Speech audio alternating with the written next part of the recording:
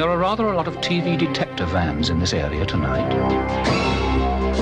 New, more powerful vans. If you don't have a license, they'll know just where to look for you. And when you're caught, you can now be fined up to £400. The new TV detector vans, they're in this area now. If you're not from the UK, or even if you're not of a certain age, you may not know what a TV detector van is, or even why they're needed.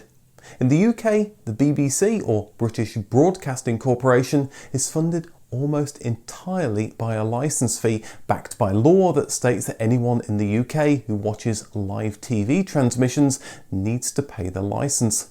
The odd thing is, you don't even need to be watching BBC content. If you watch commercial channels live, you still need to pay. And the licence isn't cheap, it's over £150 a year, so understandably some people have wanted to evade paying, especially if they don't watch BBC content. The TV licence first appeared in 1946, when TV broadcasts resumed after the war.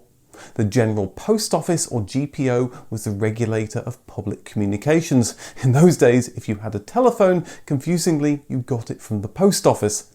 But it was the GPO that took responsibility for collecting the TV licence. Almost as soon as licence collection started, the BBC and the GPO started worrying about licence evasion. The first TV detector vans appeared on British roads in 1952, converted Hillman Minxes and Morris Oxfords with a large aerial stuck on the roof. With few home appliances creating electrical interference, the vans detected the TV's magnetic field at a specific frequency. By 1955, the second British TV network, ITV, had begun transmission, with customers tuning to 2 different frequencies, plus the increasing number of cars at the side of the road causing interference. A more refined detection method was needed. Updated detector vans used a rotatable, highly directional antenna that had to detect a specific TV signal from multiple locations to triangulate it. The switch to higher quality 625 line UHF broadcasts meant more complex detection methods. New Commer, Leyland and Dodge vans sported larger rotating antennas. A more expensive colour TV licence was introduced, and it was thought people might purchase black and white licences while purchasing colour TVs. Although exact detection technology isn't known, it's hard to think how a TV detector van can detect the difference between a black and white and colour TV set. Heavy-handed adverts appeared, proliferating the idea that TV detector vans contained state-of-the-art electronics and highly trained engineers, and they were scouring your area, ready to prosecute you with large fines for non-payment. Yes, there's a TV set on number 5. It's in the front room. And they're watching Columbo. If you don't have a TV license, it won't take us long to find you. In 1991, the ownership of enforcement and prosecution was transferred to the BBC, and they rolled out new Ford Transit detection vans.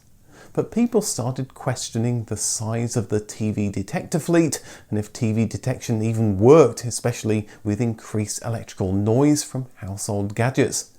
Did the BBC even have any TV detector vans?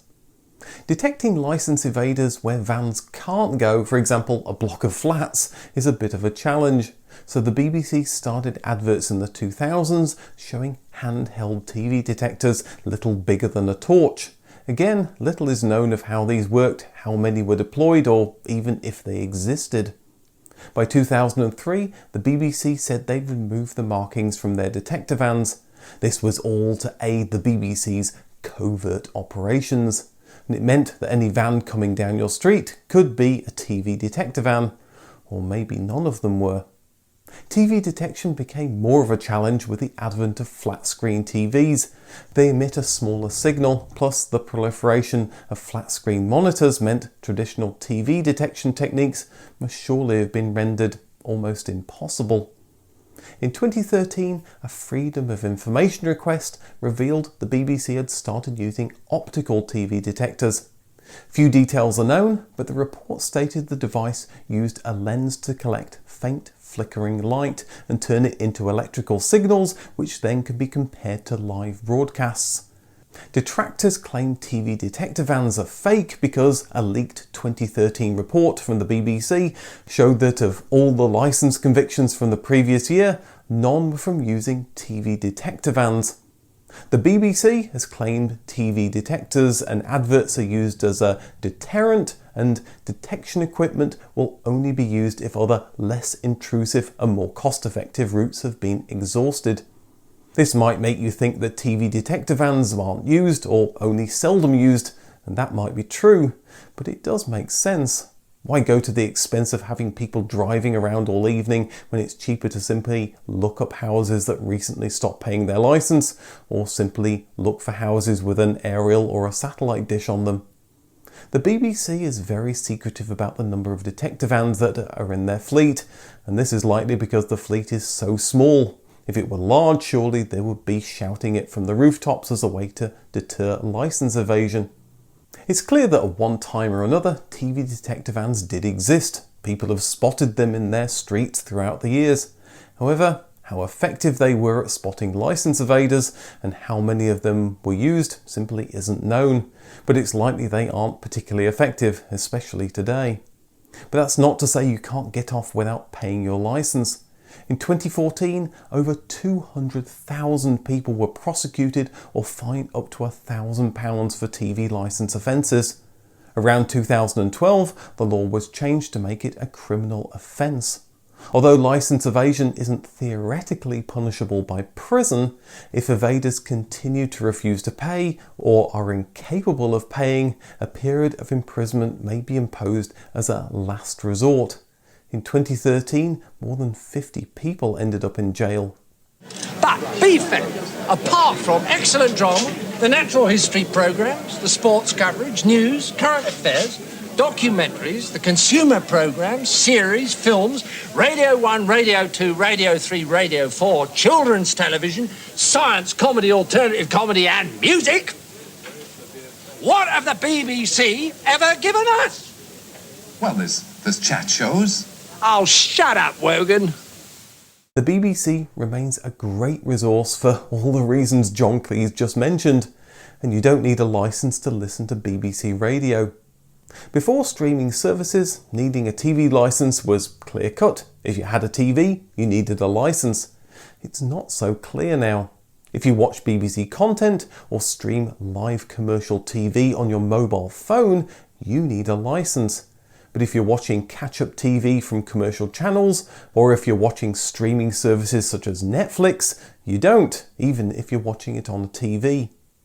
Although a TV licence may have made sense in 1946 when only a few owned a TV set, today there needs to be a better way to fund national broadcasting that doesn't waste money employing an army of people tracking down and convicting people for evasion, or for enforcement officers sitting in an unmarked TV detector van spying on the public. Many European countries still have licence fees, and some also use TV detector vans. In Germany, everyone in the country has to pay irrespective of whether they have a TV or not. Some countries such as the Netherlands have abolished the TV licence fee and now fund public broadcast entirely through tax revenues.